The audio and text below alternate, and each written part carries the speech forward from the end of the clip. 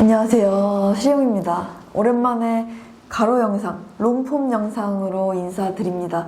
네, 제가 오늘은 그동안 하지 않았던 영화 리뷰하려고 합니다. 오늘 제가 소개할 영화는 휴민트라는 영화이고요. 류승환 감독님, 조인성 배우님, 박정민 배우님, 박해준 배우님, 신세경 배우님 나오시는 영화입니다. 지금부터 영화 리뷰 시작해 보도록 하겠습니다.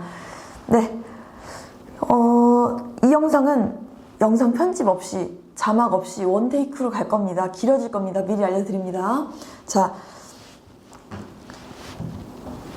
저는 박정민님을 되게 좋아합니다. 사바에서도 봤었고, 동주도 재밌게 봤고, 그래서 휴민트라는 영화에 박정민님이 나오신다고 해서 관람을 했고, 저는 그 영화를 2번을 봤어요. 2번을 보면서, 공간과 계절과 색깔에 대해서 의미가 충분한 영화라는 생각이 들어서 지금부터 하나하나 따져보도록 하겠습니다. 첫 번째로 제가 주목한 공간은 마하도르입니다. 자, 영화가 시작되는 공간이 마하도르인데요. 자막에 동남아 마하도르라고 나와요. 근데 되게 익숙한 것 같아요. 진짜 동남아 어느 뒷골목에 으슥한 골목에 있을 법한 유흥가, 그게 마하도르의 모습이었습니다. 그런데 제가 들어본 적이 없는 지명이었기 때문에 저는 영화가 끝나자마자 검색을 해봤죠. 마하도르. 근데 우리 GPT한테도 물어봤는데 그런 지명은 지구에 없대요. 애초에 허구의 공간, 가짜라는 겁니다. 마하도르는. 자, 그런데 이상한 생각이 듭니다. 아니, 동남아, 베트남, 태국, 대만, 인도네시아 많은데 왜 하고 많은 동남아를 다 제끼고 마하도르라는 가짜를 설정했는가? 왜 그런 생각을 했는가? 저는 조금 주목할 만하다고 생각을 했고요. 자, 영화를 보신 분들이라면 아시겠지만 마하도르가 꽤나 그럴싸합니다.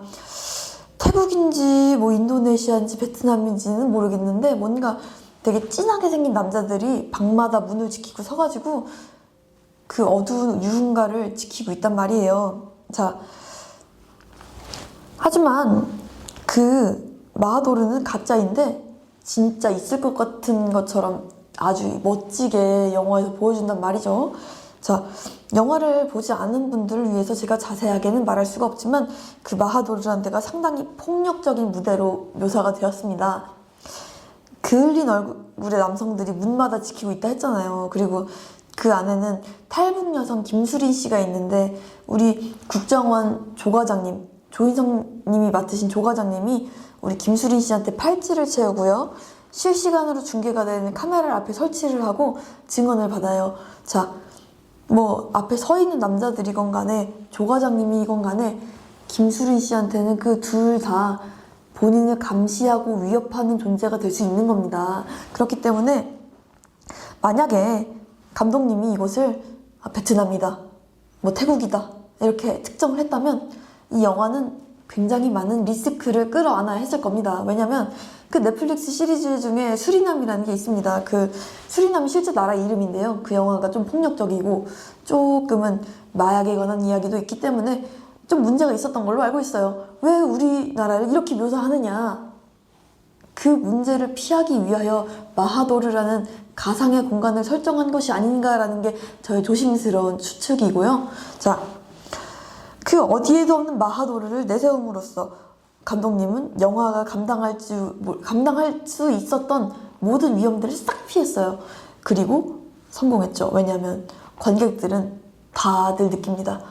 마하도르 어딘지는 모르겠다. 근데 저기는, 저런 데는 어딜 가나 있다.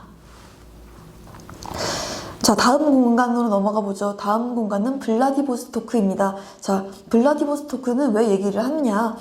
마하도르에서 시작을 했지만 이 영화의 주 무대는 블라디보스토크예요. 왜냐면 우리 김수린 씨가 증언을 하기를 탈북을 해서 나왔는데 처음에는 어디 다른 데 가는 것 같았는데 블라디보스토크에 갔더니 갑자기 남자들이 자기를 팔아 넘겨서 내가 이 마하도르까지 왔다 이런 증언을 합니다. 그래서 우리 조과장님이랑 임대리, 국정원 직원들이 블라디로 잠입을 하고요.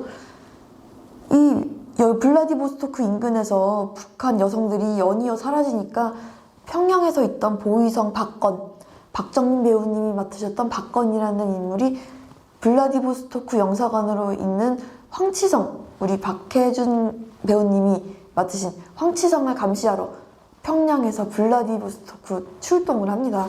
그래서 마하돌에서 시작을 했어도 이 영화의 주 무대는 블라디보스토크이기 때문에 블라디보스토크 얘기를 할 거고요. 저는 블라디보스토크를 경계 공간이라고 보았습니다. 왜 그런가 보시죠. 자, 그 블라디보스토크가 어디인가요? 러시아죠. 자, 러시아는 우리 대한민국 있고요. 북한 있고요. 그 위에 러시아가 있어요. 한반도의 북쪽에 있죠. 자, 그런데 이 러시아는 유럽 기준에서 보면 동쪽에 있어요. 이 러시아 사람들은 또 어떤가요? 키가 크시죠? 이 억양이 강하시죠? 엄청 하얗시고, 근데 그 시베리아 추운 땅덩어리에서 사시고, 러시아가 오피셜하게는 대통령제를 표방하고 있는데요. 우리는 그 대통령이 바뀌는 것을 웬만하면 볼 수가 없죠. 중앙 집권적인 체제를 하고 있는 겁니다. 말만 대통령제고. 자, 한마디로 이 러시아 자체가 지구라는 동네에서 취하는 포지션이 약간 특이합니다. 자, 인종은 약간 서구스러운 느낌이 나요. 서양인 같아요. 그런데 위치는 동양이랑 가깝고요. 우리 지구라는 동네에서 보면은 이 러시아가 엄청난 땅 부자입니다. 제일 큰 땅을 가지고 있습니다. 그런데 어떤가요? 남들이 땅 부자니까 무시는 못합니다. 근데 거칠고 위험해 보여가지고 땅 부자인데도 고립이 되는 나라입니다. 자, 블라디보스토크 다시 가보죠. 이 드넓은 러시아 중에서도 이 중국, 한국, 일본이랑 이렇게 맞대고 있어요. 그런데 우리 한반도랑 경계를 맞대고 있는데 한반도는 어떤가요? 한반도는 이 지구의 유일무이한 분단 국가이죠. 대한민국과 조선민주주의 인민공화국, 그리고 그 위에 우리 러시아가 있는 겁니다. 자, 그런데 러시아가 한반도랑 붙어 있는데 어디랑 붙어 있습니까? 조선민주주의 인민공화국이랑 붙어 있습니다. 얘네는 뭔가요? 공산주의예요. 자, 그런데 러시아 말고 붙어 있는 애들이 또 있어요. 중국이라고 있죠. 중국은 어떤 나라입니까? 우리 동북아시아 한중일 중에 대국이에요. 엄청 오래됐고 엄청 크고요. 만리장성이 있고요. 오래된 나라인데 얘네도 뭡니까? 공산주의죠. 자, 이 서유럽 사람들 막 프랑스, 독일, 영국 이런 애들은 서유럽이라고 러시아 동쪽에 있다고 은근히 안 끼워주는데 이 가까이 있는 이 동북아시아 놈들은 하나같이 공산주의인 겁니다.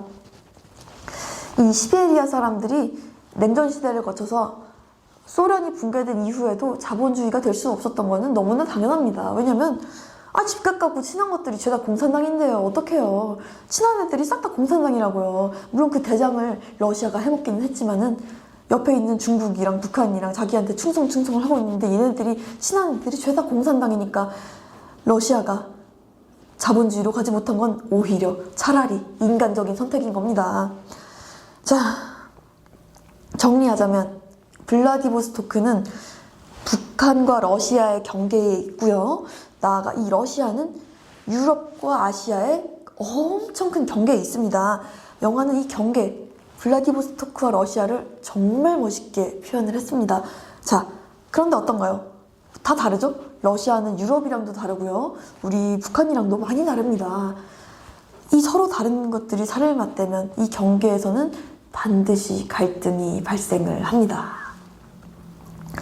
자, 이제 공간 얘기는 끝났고 계절로 넘어가 보겠습니다. 자, 이 영화에서는 국정원의 조과장이랑 임대리가 블라디보스토크에 잠입을 하고 나서 시간이 꽤 흐릅니다. 하루 이틀에 끝나는 문제가 아니었어요. 자, 조과장이 북한 식당 아리랑이라고 있어요. 블라디보스토크에 인기 많은 북한 식당인데 꽤 고급져요. 거기에 우리 최선화, 신세경님이 맡으신 역할이 최선화인데 최선화가 인기 탑 직원입니다. 그 직원한테 의도적으로 접근을 해서 정보를 빼내는데 그게 저도 5개월은 됩니다. 자, 그런데 마지막 장면, 블라디보스토크에서 5개월이 흐르고 인물들이 총질을 하는 마지막 장면에서 눈이 쌓여 있어요. 자, 눈이 쌓여 있으면 언제겠어요? 나타나진 않지만 높은 확률로 겨울이 아닐까요?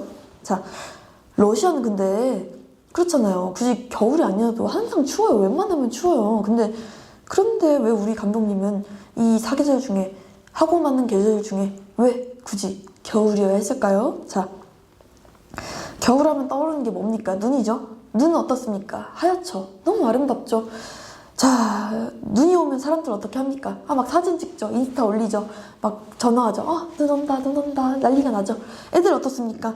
방방 뛰어다녀요. 막 그 집게 있잖아요. 막 눈오리니, 주먹밥이니 집게 해가지고 온 세상에 그냥 아주 우리나라에는 눈사람의 천국이 됩니다. 이 흰 눈이라는 게 남녀노소 할 것 없이 약간 사람을 들뜨게 하는 힘이 있는 것 같아요. 제가 보기엔 그래요. 자, 그런데 현실은 어떤가요? 눈은 너무 예뻐요. 너무 아름다운데 그거는 그냥 겉모습이에요. 자, 눈이 이 인간 세상에 미치는 조용한 파괴력을 생각하면 눈은 침묵하는 악당에 가깝습니다. 자, 조용히 서서히 보이지 않게 온 세상을 하얗게 누른 뒤에 녹아서 홍수가 나든 뭐 얼어서 수도관이 동파가 되든 이 눈이라는 게 현실 세계에 치명적으로 확실하게 피해를 준다는 겁니다. 자, 이 눈은요 그런 거예요. 하얗게 아름답게 소리 없이 천천히 내려와서 모든 것을 구분도 하지 않고 경계도 하지 않고 공평하게 싹 눌러버리는 아주 평등한 폭력이 됩니다. 그래서 우리 감독님이 겨울을 선택하지 않았나 생각이 됩니다. 자, 이제 공간 얘기했고요. 계절 얘기했어요. 이제 색깔 얘기를 해보겠습니다. 자, 색깔 얘기가 조금 재밌습니다. 자, 시간을 좀 많이 들여서 해볼게요. 첫 번째 색깔은 검정색입니다. 제 머리카락도 검정색이죠. 제 가죽 자켓도 검정색이죠. 자, 검정색 얘기부터 해볼게요. 자, 평양에서 우리 블라디보스토크 영사관 황치성이 이 사람을 조사하러 나온 사람이 우리 박정민님, 박건이에요. 자, 근데 박건도 그렇고 박건 옆에 있는 남자들도 그렇고 황치성도 그렇고 우리 국정원 조 과장님까지 그리고 러시아 총질하는 사람들까지 죄다 저처럼 검은 옷을 입고 있어요. 그 조과장의 파트너인 임대리는 여자인데요. 그 여자분은 회색을 많이 입습니다. 그리고 우리 최선아는 근무복이 약간 어두운 버건디색이에요. 약간 붉은 계열이에요. 그러니까 이 휴민트에 나오는 남자들은 웬만하면 검정색을 입고 있다는 거예요. 자, 주연, 조연, 외국인 배우 할 거 없이 거의 대부분 검은색을 입고 있고요. 그리고 그들이 지닌 총, 그들이 타는 차 웬만하면 검은색입니다. 자, 여러분 검은색이 어떻습니까? 무난하죠? 남녀노소 할 거 없이 고루고루 사랑을 받아요. 무난하고 튀지 않고 단정하면서도 고급스럽습니다. 가장 대중적이고 격식이 있고 늘 변하지 않는 스테디셀러로 꾸준히 사랑을 받아왔습니다. 검은색은 실패하지 않은 선택인 거예요. 그렇기 때문에 검은색은 누구나 입을 수 없기 때문에 이름이 없고요. 강한 느낌을 주고요. 그 자체로 권력이 되는 색깔입니다. 자, 그 다음으로 넘어가 볼게요. 그 다음에 우리가 살펴볼 색깔은 흰색입니다. 흰색. 자, 블라디보스토크의 영사관인 황치성이 용의자를 고문할 때 방식이 정말 한결같아요. 하얀 A4 용지를 내밀고요. 거기에 은색 볼펜을 툭 떨어뜨리면서 살면서 저지른 모든 잘못을 빠짐없이 적어라. 뭐 이런 식으로 얘기를 합니다. 자, 우리 최선아는요. 직원 숙소에서 자기 생리대 안에다가 미국 달러를 예쁘게 쌓아놓는데 그걸 우리 박건의 부하들이 다 들춰내버려요. 막 직원 숙소를 뒤집으면서 부하 한 명 나와가지고 여기서 달러를 발견했습니다. 막 이러고 나온단 말이야. 그래서 최선아가 우리 황치성한테 잡혀갑니다. 달러를 숨겨놨잖아.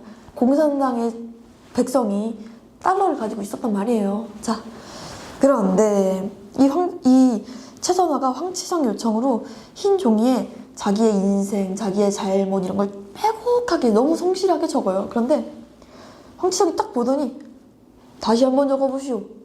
또 봐. 아니 3살 때 기억도 뚜렷하고 3년 전 기억도 뚜렷한데 왜 화장실 간 횟수 그날 온 손님 수가 안 맞소 막 이러면서 기억력을 문제 삼아요. 또 적으래 계속 적으래. 그 몇 번을 해요. 우리 최선아요? 물도 못 마시고 낯빛이 점점 어두워져요. 자, 이 아무것도 없는 흰 종이는 용서받는 기회가 아니고요. 약간 용의자들한테 관용을 베푸는 척 하면서 던지는 폭력에 가깝습니다. 자, 용의자들이 흰 종이에 써내려가는 검은 글자들은요, 황치성에게 판단을 내린 근거가 돼요. 그리고 황치성은 이걸 무기 삼아서 또 한 번 종이를 내밀어요. 이거는 반성의 기회를 주는 게 아니고요, 무력화이고 폭력이고 권력인 거예요. 자, 그런데 이 하얀색이 나중에 또 등장합니다. 어떻게 등장하느냐, 이 황치성이 최선화가 죄가 있다고 판단을 해서 북으로 송환한다고 데려간단 말이에요. 그런데 최선화? 웬 서양 남자들한테 끌려갔네? 그 남자들 흰 원피스로 갈아입히고 유리 상자에 가둬놓네? 자, 광택이 나는 원피스는 끈 원피스고 막 몸에 착 붙고 차르르 떨어지는 너무 예쁜 원피스입니다. 우리 최선화가 정신을 차려보니까 자기는 이미 원피스로 갈아입고 있고, 딱 눈을 떴는데 유리 상자에 여자들이 갇혀 있는데, 여자들이 자기랑 똑같은 하얀 원피스를 입고 있고요. 그 막 유리 상자를 두들기면서 최선화를 보면서 막 울먹울먹거려요. 여자들이 난리가 났어요. 근데 유리 상자에는 등급이 영어로 적혀 있네요. 소고기처럼 뭐 2 플러스, 1 플러스. 최선화가 들어갈 상자가 정해져 있습니다. 뭐 불행인지 영광인지 모르겠는데 A 플러스네요. 여자들이 갇혀있는 유리 상자는 방탄입니다. 이 러시아 사람들이 총을 존나 갈겨도 안 부서집니다. 자, 흰 원피스를 입은 여자들은 그 자체로 상품이고요. 유리 상자가 방탄인 거는 파손 방지입니다. 자, 택배 포장할 때 우리 택배 어떻게 오나요? 뽁뽁이를 넣어오든 공기를 주입한 비닐을 옆에 씌우든 엄청 꽁꽁 싸서 오죠? 자, 방탄유리는요, 이 여자들이 돈이기 때문에요, 상품이기 때문에요, 그 상품이 깨지면 안 되니까 보호하는 거예요. 배송 중에 물건 망가지면 어떻게 됩니까? 그 배송기사가 배상할 거예요, 아마도. 그러면은 이 흰 원피스를 입은 여자들은 상품이기 때문에 망가지면 안 되기 때문에 방탄유리에 갇혀 있는 겁니다. 자, 지금부터 제가 이 까만 자켓을 벗어보겠습니다. 자, 아까까지는 가죽 자켓의 여자였는데 지금은 제가 또 흰 옷을 입고 있네요. 어떻습니까, 여러분? 흰 옷은 좀 무해한 색인 것 같아요. 의사들이 입는 가운도 그렇고요, A4 용지도 그렇고요, 그 코로나 시절부터 우리가 자주 썼던 마스크도 웬만하면 이런 하얀색이란 말이에요, 여러분. 자, 흰색은 어쩌면은 사람들한테 메시지를 주는 건지도 모릅니다. 나는 당신을 해치지 않습니다. 나는 안전합니다. 나는 새 것입니다. 나는 깨끗합니다. 이렇게 말하는 것 같아요. 어때요? 흰색 어때요? 좀 달라 보이나요? 자, 결론은 흰색은 새 것이고 상품이지만 동시에 무언의 폭력이 됩니다. 자, 마지막으로 살펴볼 색은 빨간색입니다. 빨간색. 입술 보이시죠? 빨간색. 제가 빨간색을 좋아하는데 입술은 항상 빨갛게 하고 다니는데 이제는 빨간색이 뭔지 살펴볼게요. 자, 제가 영화에서 박정민님 때문에 영화를 보긴 했는데 제가 가장 인상 깊었던 장면은 최선화님이었어요. 그러니까 우리 신세경님. 우리 신세경님이 원피스를 입고 잡혀가서 정신을 잃었다가 이 여자가 화장을 하라고 거울을 탁 내미는데 그 거울을 바닥에 던져 깨고 그 깨진 거울 쪽을 주워가지고 자기 목에 대면서 너네 나한테 헛된 짓 하면 나 죽어버릴 거야 이러면서 협박을 해요. 자, 최선화 아까 등급이 뭐였습니까? A 플러스란 말이에요. 비싸단 말이에요. 최선화가 죽으면 마피아들이 너무 곤란합니다. 최선화는 죽으면 안 됩니다. 자, 그래서 마피아들이 주사를 놔. 애를 진정시키려고 한 대 치고 주사를 놔요. 우리 최선화는 주사를 맞고 축 늘어지는데 정신 들자 발가락으로 이 거울 쪽을 이렇게 끌어옵니다. 자, 최선화는 발가락으로 거울을 이렇게 슥 끌어왔죠. 그걸 집어들고 마피아의 목을 그어버려요. 목은 사실 되게 연약하거든요. 여기 동맥이 다 흐르는데 핏줄이 다 있는데 여기 그어버리면은 뭐 생명이 위협하고 그게 아니고 과다출혈로 죽을 가능성이 진짜 높아요. 자, 그리고 그 옆에 뚱뚱한 여자 있다고 했잖아요. 자기 화장시키던 여자. 그 여자를 그 목 그은 마피아가 떨어뜨린 총을 주워다가 그 여자를 쏴버려요. 우리 최선화가. 자, 우리 마피아들이 전투 경험치가 없는 게 아닌데 왜 최선화한테 당했을까요? 이 흰 원피스를 입은 축 늘어진 여자가 미친 듯이 달려와가지고 자기 목을 그어버릴 거라고 생각을 못 한 거야. 총질을 할 거라고 누가 알았겠냐고요. 여리여리하고 예쁘장한 여자가 흰 원피스로 주섬 축 늘어져 있다가 자기를 이렇게 직접적인 방법으로 그어버릴 거라는 생각을 못 했다고요. 우리 최선아 씨는 이 흰 원피스를 입고 상품으로 들여왔는데요. 총을 집어드는 순간 폭력의 주체로 변화합니다. 그리고 이 남자들이 아주 속수무책으로 죽어나가죠. 왜냐? 이 여자가 총을 쏠 것 같지 않았으니까. 사실은 이 최선아가 총을 들기 전에도, 이 피가 튀기 전에도 붉은색이 등장해요. 언제 등장하느냐? 그 마하도르에서 조과장의 휴민트였던 김수린이 잠옷을 입고 있는데, 얇은 잠옷인데 광택이 나는데 그것도 붉은색이었고요. 우리 아리랑 직원들, 북한 식당 아리랑 직원들, 여자 직원들 유니폼이 어두운 버건디의 투피스입니다. 아주 단정하고 깔끔한데 버건디예요. 자, 이 어두운 붉은색 버건디는요, 빨간색보다는 무겁기 때문에 고급스러운 느낌이 납니다. 자, 사람들이 북한 얘기할 때 공산당 얘기하고, 공산당 얘기하면 꼭 따라 나오는 말이 있습니다. 빨치산, 빨갱이, 이런 얘기 많이 하죠. 자, 그 빨치산이라는 말을 들으면 무슨 생각이 드십니까? 우리나라 사람들이 그 말을 산에서 싸우는 빨간 사람들 뭐 이런 식으로 생각하시는 분들이 꽤 많더라고요. 근데 놀랍게도 이게 외국어고요. 이게 철자가 PARTISN인데요. 파르티잔이에요. 파르티잔. 근데 프랑스어가 원이고요. 원래는 당원, 동지, 신봉자, 맹신자 이런 뜻이고, 영어로도 의미가 크게 안 달라요. 그런데 원래는 그 색깔의 의미보다는 무소속, 비정규, 게릴라, 특수부대 이런 느낌이에요. 약간. 근데 이 우리말로 발음하다 보니까 파르티잔이 빨치산으로 발음이 됐고, 글자가 빨간색의 빨자, 그리고 산등성이 할 때 그 언덕진 산에 산자가 들어가 있으니까 우리나라 사람들이 이 기원을 모르니까 빨치산? 아, 산에서 싸우는 빨갱이들을 빨치산이라고 하나보다, 이런 생각을 하게 된 거야. 자, 그런데 뭐 어원을 따지면은 사실 색깔보다는 강경파, 무소속, 행동대원에 가까워요. 그냥 소속도 없고 족도 없지만은 그냥 깨부시고 보는 거야. 나는 내 신념이 있으니까. 그런 사람들을 파르티잔이라고 부릅니다. 자, 뭐 이유와 기원이 어찌 되었든 우리 한국 사람들은 공산당을 생각할 때 북한, 중국을 떠올리고요. 그 북한 사람들, 중국 사람들이 빨간색을 너무 좋아합니다. 그렇기 때문에 빨간색은 한국에서는 거의 공산주의와 동일어가 되어버린 지 오래입니다. 자, 그 일상에서 빨간색을 볼까요? 자, 우리 여자 화장실에 보면, 남자 화장실에 보면은, 남자 화장실에는 파란색으로 남자가 바지를 입고 있고요. 남자인지 여자인지 모르지만은. 자, 여자 화장실은 어떻습니까? 누가 원피스를 입고 있는데 빨간색으로 되어 있어요. 자, 제가 93년생인데요. 제 어린 시절에 어린 여자애들 물건도 다 빨간색이나 분홍색이었습니다. 남자애들은 파란색이나 초록색이었고요. 지금은 많이 다르다고 들었는데요. 90년대에만 해도 남자애는 파란색, 여자애는 빨간색, 이게 거의 공식이었다는 얘기예요. 영화 이 휴민트에 나온 김수린이나 최선화도 사실 다르지 않아요. 우리 조선민주주의 인민공화국이 성에 대한 의식이 대한민국보다는 약간 폐쇄적이잖아요. 사실 그렇잖아요. 그렇기 때문에 그들은 붉은색 잠옷을 입고, 식당에서 일하는 최선화도 버건디 근무복을 입고 등장을 하죠. 자, 이들이 입고 나왔던 붉은색은 그냥 붉은색인가 했지만 영화 후반부에 가면은 피가 돼가지고 온 세상을, 그 눈이를 다 적십니다.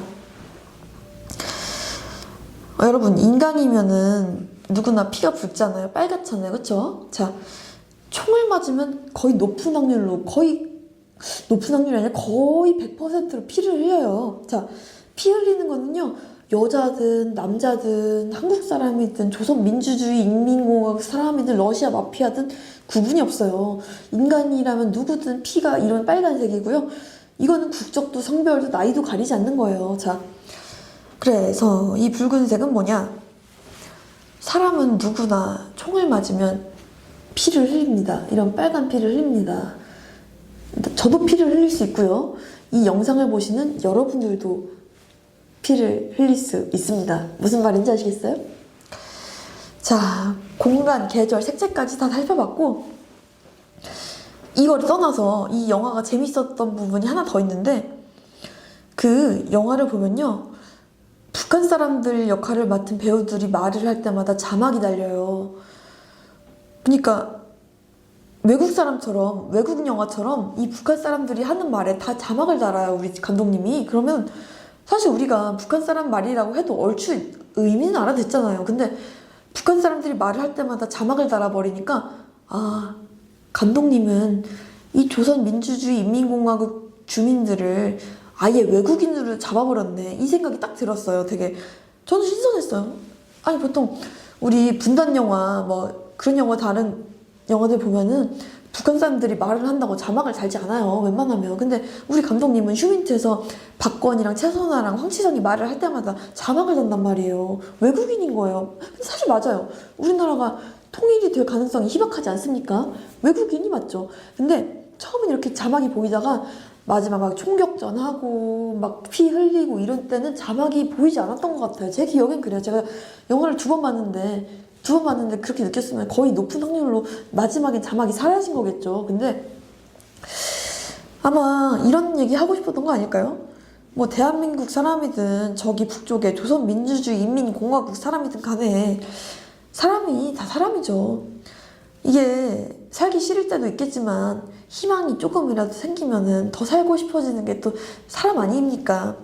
뭐 국경이고 이념이고 나발이고 뭐 러시아고 북한이고 한국이고, 사람은 어딜 가나 사람인 거예요. 외국인처럼 보여도 말이 안 통해도 결국 인간이라는 얘기입니다. 사람이라는 얘기입니다. 자, 제가 막 디즈니 영화, 외국 영화 이렇게 스케일이 아싸리 큰 영화들은 제가 돈을 주고 보는데요. 사실 제가 한국 영화는 돈을 주고 잘 안 봐요. 왜냐면 어차피 넷플릭스 나올 거고 어차피 풀릴 건데 이런 생각하면서 안 봤는데, 제가 휴민트는 그냥 박정민 배우님 보려고 봤습니다. 근데 오랜만에 너무 잘 봤어요. 제가 두 번이나 봤어요. 제가 막 제 블로그 보시면 아실 텐데 제가 재밌는 영화들은 막 세 번 보고 네 번 보고 막 그러거든요. 근데 제가 웬만하면은 한국 영화는 거의 그런 영화가 없었는데 제가 휴민트는 두 번 봤어요. 그만큼 되게 멋있는 영화였다. 우리나라 영화 안 같고, 물론 배경도 블라디고 외국인도 나오고 막 북한 말에 자막 달고 이러니까 더 외국 영화 같았겠지만 너무 신선하고 멋있고 느와르 같고 부조리 같고 너무 재미있었다. 너무 볼만했다. 그런 얘기 하면서 네, 잘 봤습니다. 영화 너무 잘 봤고, 네, 제가 리뷰는 여기까지고요. 지금까지 제가 말한 모든 내용은 놀랍게도 저의 네이버 블로그, 아시는 분들은 아실 텐데 제가 블로그를 오래 했어요. 제가 유튜브를 시작하기 전부터도 잉여 글쟁이의 사소한 세상이라는 블로그를 2015년부터 하고 있었고, 오늘 제가 떠든 내용들 그대로 블로그에 이미 있습니다. 글자로 보고 싶으시면 제 블로그 놀러 오시면 됩니다. 그냥 네이버 블로그에 시리용 치시면 저밖에 안 나와요. 그러니까 시리용 쳐가지고 오시면은 이 내용들 그대로 글로 보실 수 있습니다. 뭐 보고 싶으시면 찾아오시고요. 앞으로도 좋은 영상 가지고 오도록 노력하겠습니다. 제가 다음 주, 지금 오늘 2월 26일인데요. 다음 주에 3월 초에 3박 4일로 도쿄로 혼자 여행을 갑니다. 그렇기 때문에 다음 롱폼 영상, 다음 이렇게 가로로 찍는 영상은 도쿄 영상 4편입니다. 1차, 2일차, 3일차, 4일차 4편으로 찍을 거고요. 기대가 되신다면, 더 보고 싶으시다면 구독 좀 눌러주십시오. 자, 오늘은 여기까지 할게요. 다음 영상에서 뵙겠습니다.